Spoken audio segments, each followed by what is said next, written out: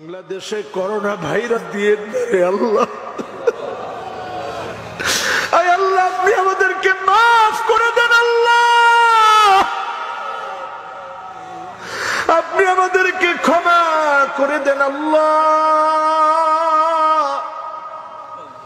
আপনার হাবিব বলেছে, ইন্নাল্লাহা ইয়াবসুতু ইয়াদাহু বিল্লাইল লিয়াতুবা মুসিউন নাহার।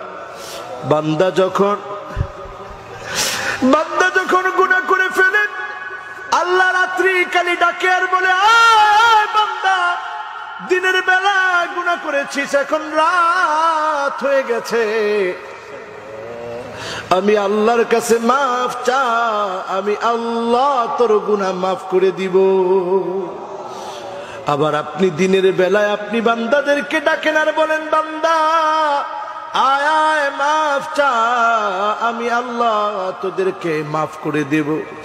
আল্লাহ আজকের মাহফিল থেকে আমরা গুনাহগাররা মাফ চাই আল্লাহ,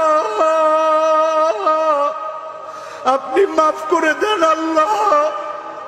আপনি যদি মাফ না করেন, বান্দা কার কাছে যাবে আল্লাহ?